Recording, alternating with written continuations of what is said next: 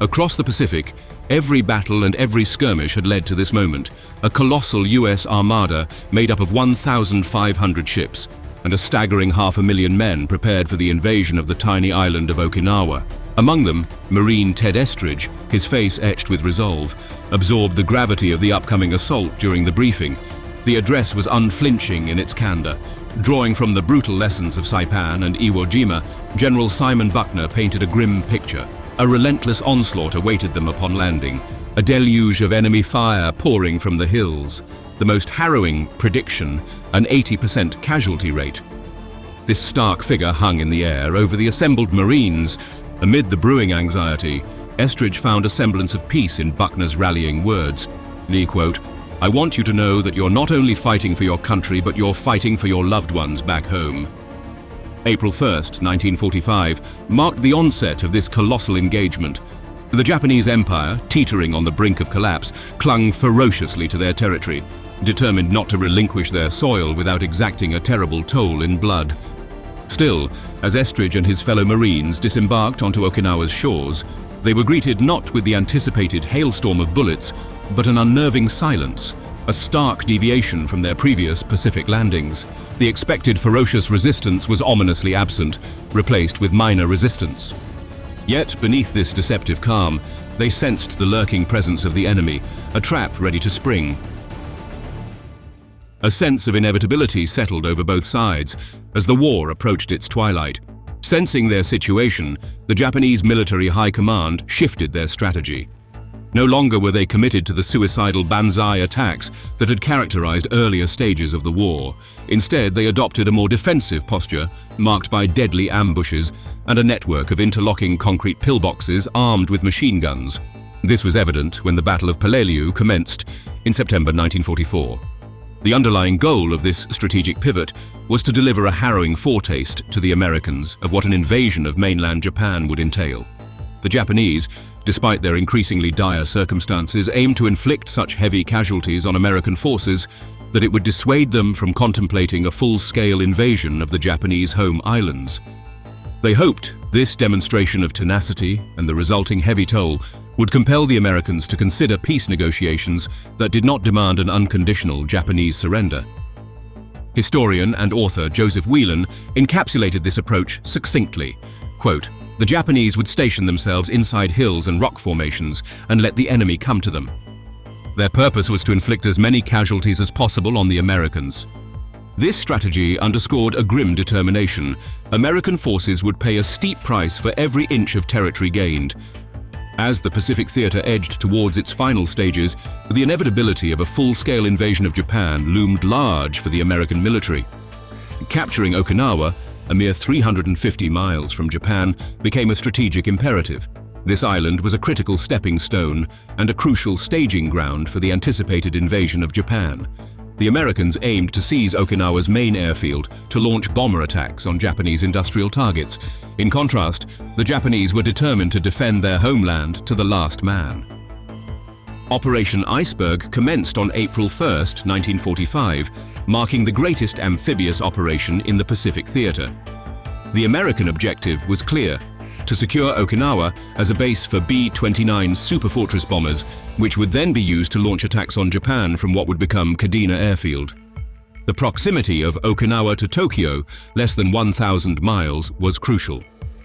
Bombers could receive essential fighter protection for their missions, a significant tactical advantage. When more than 184,000 American soldiers and Marines made landfall on Okinawa's beaches, they braced for the worst, acutely aware of the grim prospects that lay ahead.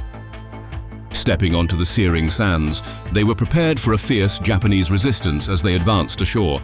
However, to their surprise, they encountered minimal resistance at the outset. The eerie quiet on the beaches of Okinawa was far from reassuring for US forces. They were acutely aware that the real challenge lay ahead in navigating and combating the Japanese hidden within the island's complex network of caves, ridges, and dense jungles. The Japanese, intimately familiar with every aspect of the island, had meticulously mapped the terrain, including its extensive cave systems. This intimate knowledge afforded them a significant tactical advantage. In stark contrast, the Marines were operating with outdated and incomplete maps, leaving them in the dark as they ventured deeper into the island's heart. The Marines and the US Army secured their designated beachheads in the initial 3 days. They established a strong presence around the island. However, as they began to advance inland, the harsh realities of the Battle of Okinawa rapidly materialized.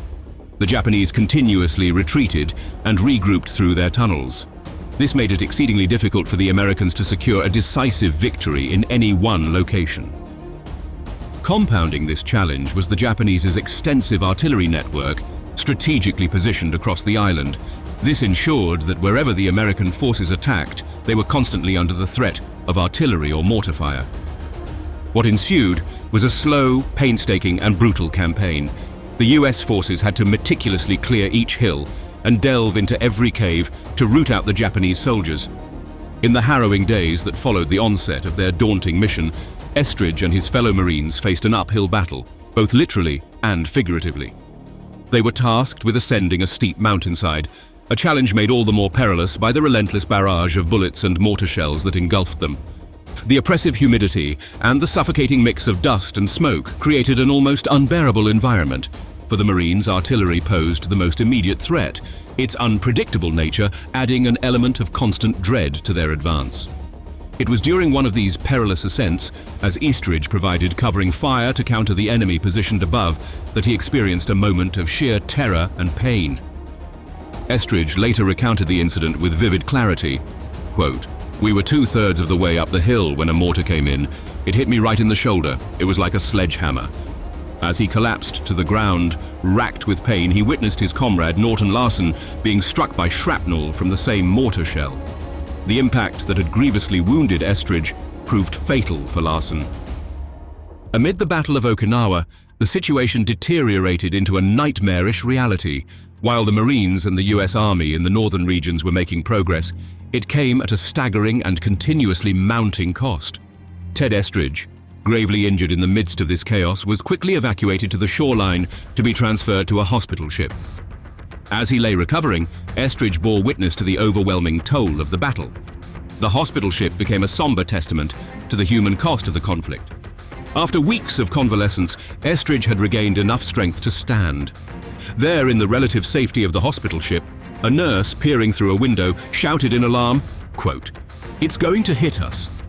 In that instant, a kamikaze plane, narrowly evading the fierce anti-aircraft fire from the US fleet, hurtled towards them at a terrifying speed. As Estridge braced for the seemingly inevitable impact, the plane, in a last-moment maneuver, veered slightly and crashed into a US destroyer adjacent to the hospital ship. A massive fireball erupted, painting the sky with flames. In the following hours, Estridge witnessed hundreds of injured sailors arriving on the hospital ship. The Battle of Okinawa raged on with unforgiving intensity. No one was safe from the hell created in that speck of land in the Pacific. Amidst this chaos, on June 18th, General Buckner, who had led the initial briefing for the Marines, made his way in a command jeep to visit a forward observation post about 300 yards from the front lines. Though intended for morale and oversight, his visits were often met with apprehension. The general's presence attracted heavy enemy fire, a known risk among the troops. On this day, General Buckner, adhering to tradition, wore a steel helmet adorned with his 3 stars. This conspicuous symbol of rank was soon noticed by a nearby Marine outpost, which urgently signaled Buckner's position, warning that the general's helmet made him an easy target. Heeding this advice, Buckner swapped his marked helmet for an unmarked one. However, fate had already sealed its course. As Buckner stood at the observation post, a Japanese artillery 47 mm shell, fired in a flat trajectory, struck a nearby coral rock outcrop. The resulting shrapnel pierced his chest. Buckner was quickly transported to a nearby aid station, but succumbed to his wounds on the operating table. This tragic incident underscored the unrelenting danger on Okinawa. Even within areas deemed secure, the ruthless nature of the battle spared no one, not even high-ranking officers like General Buckner.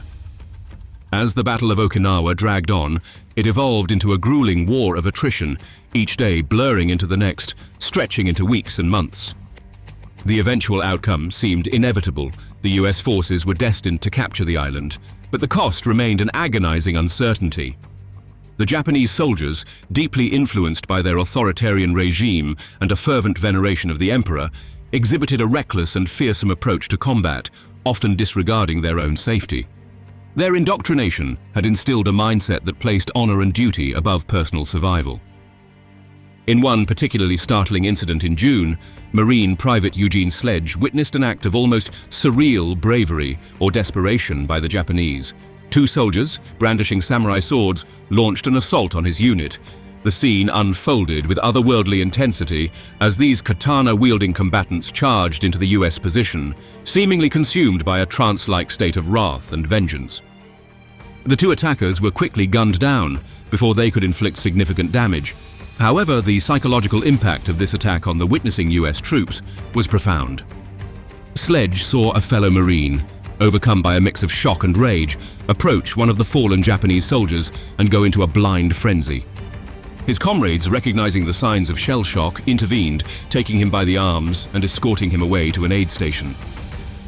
The Battle of Okinawa exacted a tremendous toll, both physically and psychologically, on all parties involved. For the United States, the cost was devastating. Approximately 7,500 Marines and soldiers lost their lives, along with an additional 5,000 sailors. The Japanese, however, suffered even more heavily, with at least 110,000 soldiers perishing, many even after the outcome of the battle had been decided. The civilian toll was equally tragic, with an estimated 100,000 civilians losing their lives, many caught in the crossfire or driven to mass suicide by extreme circumstances. The profound impact of this battle resonated deeply in America, affecting everyone from the Marine private on the front lines to the president himself. The staggering human cost deeply influenced President Harry S. Truman's decisions in the final stages of the war. Truman, who had been briefed about the secretive Manhattan Project shortly after assuming office following Franklin Roosevelt's death, faced a monumental decision. Before the Battle of Okinawa had even concluded on June 22, 1945, Truman, grappling with the prospect of a full-scale invasion of Japan, reached a decisive conclusion. He believed that using the atomic bomb was necessary to avoid, quote, an Okinawa from one end of Japan to the other.